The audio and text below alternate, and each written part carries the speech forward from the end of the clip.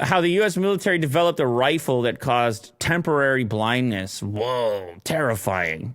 It's like a flashbang, but with a gun. And is that it? Because that thing's enormous. Yeah. Oh, my goodness. That's cool, eh? Like a halo weapon. Yeah.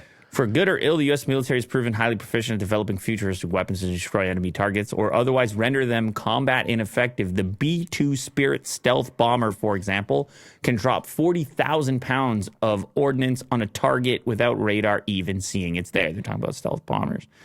Occasionally, the answer to a problem requires more tact and care than dropping a bomb. That's where this high-energy laser, you can't turn down a bomb, but you can dial down a laser to be less lethal and handle threats in a way that doesn't cause bodily injury to the target.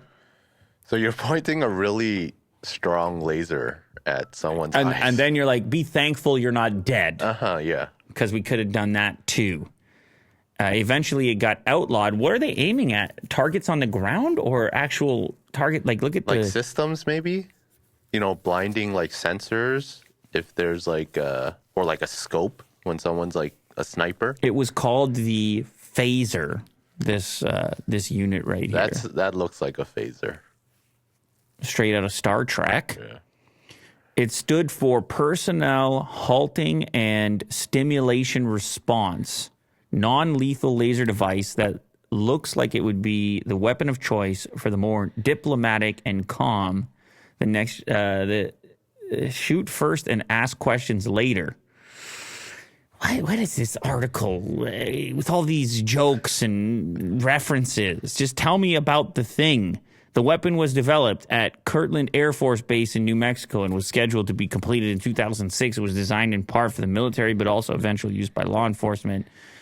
A less damaging solution. This is like when they fire rubber bullets and then it actually kills someone because it hits them the wrong way and they're like, it was a rubber bullet. The use of this weapon violates a treaty proposed by the United Nations back in 1980. No blinding weapons allowed. I don't know how flashbang grenades get away with it, but I presume there could be lasting effects from this. I mean, can you really temporarily blind someone? And can you ensure that there's going to be no lasting effect? You're putting strong lasers at my eyeballs? I don't know, man. And also a very big gun. It's not like a little pistol. This has got to be some powerful blinding light coming at you. Mm-hmm.